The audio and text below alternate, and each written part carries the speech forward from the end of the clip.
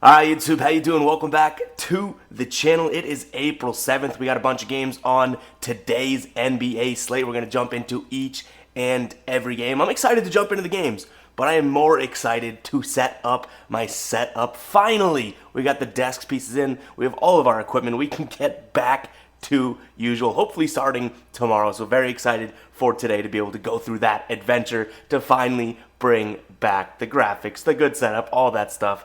I did want to start the video saying thank you to everyone that's kind of stuck through this time, and we've continued to grow and garner more views and all that, even without like a proper setup, or I should say professional setup. So I can't thank you guys enough. You guys really give me inspiration to do this, anywhere, when we're recording from a car or a hotel room, Airbnb, spare bedroom, which it's echoey and crappy. We pick up this mic. Hopefully it's working a little well. I can't say thank you enough for sticking with me here, but very excited to get back to the norm. So yeah, go ahead and hit that like button, hit that subscribe button as well. We're coming off an 0-1 night. I didn't love any of the spots last night, so we put in a teaser, and that one doesn't come through for us. So 0-1 there. We go up and down on teasers, guys. I love teasers just because they're like parlays without the I don't mean to offend anyone, but like the stupidity of parlays, when you parlay everything, and all of a sudden it's like, I shouldn't have done that, one leg lost, right? Teasers kind of give you that little break there, so, we've been up and down with those on this season, but yeah, let's go ahead and jump into today's slate here, guys. We're starting off with the Pacers taking on the Pistons. Pacers -7 here at home, total sitting at 230. Last time these two teams played was mid-March. Detroit won 117-97. In their last 10 games here, Detroit 4-6 against the spread. Pacers actually worse, 3-6-1 against the spread. Detroit in their last 6, 4-2 against spread. Even with all of these injuries here, I do think that I'm going to lean towards Detroit. I think it's a crazy play. If I had my setup all set for today, I'd hit the psycho alert alarm, because leaning Detroit is just absurd either way. But I do think Indiana has been struggling here without Tyrese Halliburton. They only have 1 win in their last 7 games, 2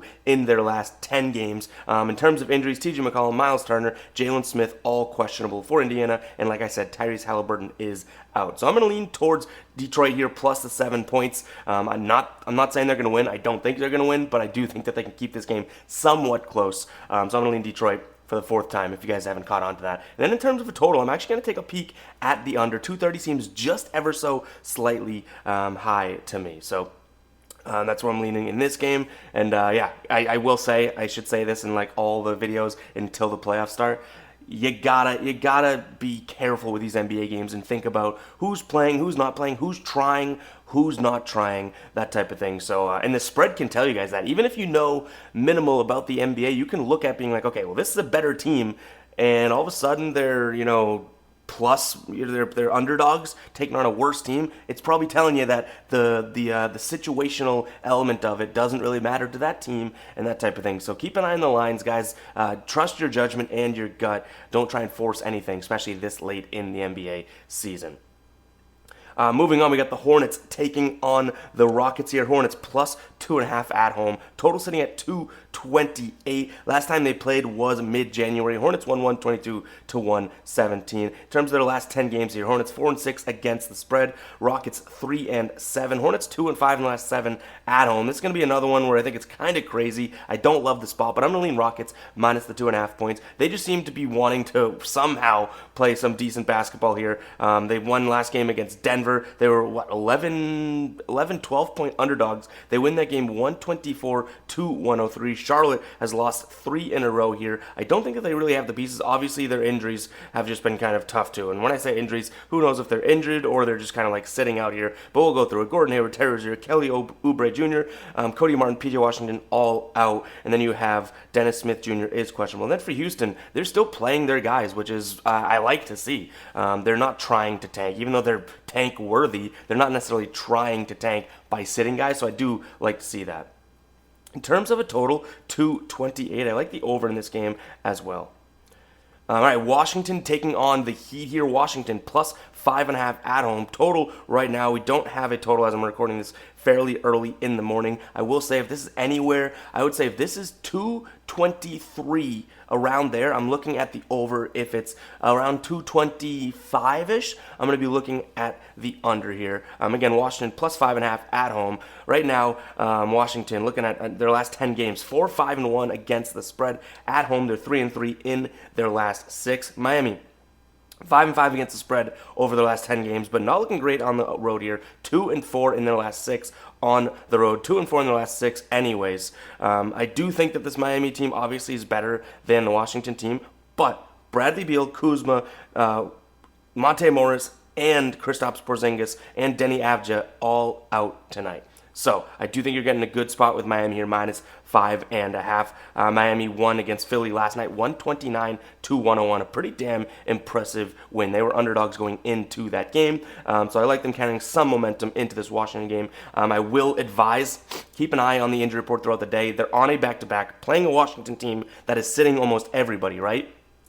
I wouldn't be surprised if Miami has some late adds to the injury report or some of those guys sit or something like that. So keep an eye on the injury report as we go through the day here. But I'm going to lean, I already talked about the total, but I'm going to lean towards Miami here, minus 5.5. All right, Nets taking on the Magic here. Nets 7-point favorites. I don't have a total for this game as of right now. In fact, I don't really have a good feel for the exact total here either. So I would say maybe if I'm looking at a 227, that's sort of the line where I'd go under, and if it's anywhere around, that's where I'd go over, and if it's anywhere around like 231, I'd go under, I guess. But again, I'm just being honest, I don't have the biggest feel for how many points would be scored in this game. In their last 10 games here, Brooklyn 4-6 against spread. Orlando an impressive 8-1-1, including the loss yesterday that we had to Cleveland. Cleveland was sitting everybody, and I guess Orlando ended up sitting people too that we did not know about, all their main guys. In tonight's game, Markelle Fultz, Mo Wagner, Wendell Carter Jr., Franz Wagner, and Paolo Banchero and Gary Harris all out tonight. Then for Brooklyn, Dorian Finney-Smith upgraded to probable. I'm going to lean towards Brooklyn in this one. 7 points is too much for me to actually make this final play, but I'm going to keep an eye on this line, see if there's something we can do with it. I am going to think that they're probably going to win this game by 5 to 6 points, which puts it right outside of the range of 7. But I do think that they're obviously playing their guys, playing decent basketball. They don't look like one of the teams that have given up just yet. They've won 4 of their last 5. They've won 5 of their last 7. Not covering games per se, but they're playing decent basketball. All right, Hawks taking on the Sixers here. Hawks minus 9.5 at home. Now, this is one, now I know what's going on here, obviously, and you guys most likely do too, but this is one where you're like, okay, what's going on here? Why is this line? Why are the Sixers plus 7.5 against the Hawks? Well, you know they're on a back-to-back. I just talked about how they played Miami, but then you go down to the injury report, and Joel Embiid is out.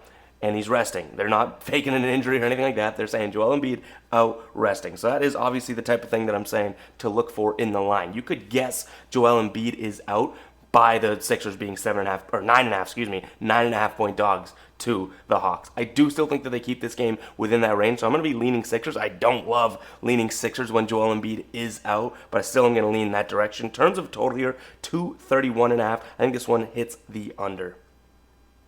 All right, Celtics taking on the Raptors. Celtics looking for revenge. They were, I should say, against the spread revenge there. They won by 4 points last game. I should say I'm looking for revenge because they closed at 3 points. We had them at 4. They won by 4 last time they played the Raptors. So I'm looking for revenge tonight. Celtics minus 2.5. Total at 222. In terms of injuries for Boston here, Al Horford probable, Marcus Smart questionable, Brogdon questionable, Derek White questionable, Jason Tatum is probable, and Peyton Pritchard is probable here. I do think this is a good spot for the Celtics. Whether or not they really tried to win this game or not, we shall see. They beat Toronto without Jason Tatum a couple nights back. If he's playing tonight, I do like them in this spot, minus 2.5. In terms of a total, 222. I know the last game was 97-93. I think this one goes over. I think the Celtics score a lot of points in this game. All right, Bucks taking on the Grizzlies here. Bucks 7-point dogs at home. Interesting, right? Why are the Bucks 7-point dogs against the Grizzlies? Well, you guessed it. Giannis out. Middleton out. Pat Connaughton out. Drew Holiday out. Brook Lopez out.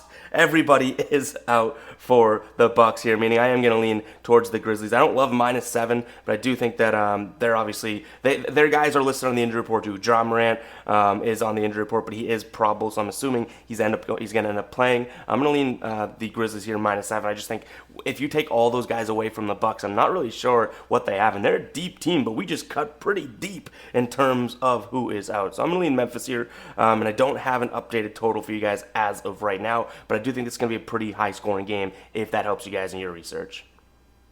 All right, Pelicans taking on the Knicks. Pelicans 8-point favorites here at home. Total sitting at 227.5. Right now, obviously, Julius Randle is not in. Jalen Brunson is out, and RJ Barrett is questionable for New Orleans. No major injury updates here. This New York team, obviously, they've had their injury woes and whatnot, but I do still think that they can keep this game to 8 points. Now, I know you guys are going to think I'm a psycho for that pick. No Brunson, no Randall. Who's going to score? Well, I feel the same way sometimes about the Pelicans, that they are a little clunky. Now, you're going to be like, what the heck, clunky? Brendan Ingram is playing, great basketball. CJ McCollum's good. Like, what are you doing, Ev? I understand that's a little wild to be taking this, but I do think 8 points just seems a little bit too much to be laying in my brain now. I kind of want to just get out of it. That's why I'm admitting this Pelican team has been playing good basketball, and they've been playing good against the spread basketball. I just don't see the spot tonight for them. So call me crazy, which I'm sure you guys will, and I'm calling myself crazy, but I am going to lean Knicks here plus the 8 points. I think this game probably gets won by the Pelicans by maybe 4 points, something like that. And then in terms of total 227.5, I think this one stays under that number. Probably people are just smashing the dislike button right now for that pick. But again, I do think that this is only if RJ Barrett plays. They got to have some sort of scoring option. Quentin Grimes, RJ Barrett, that type of thing.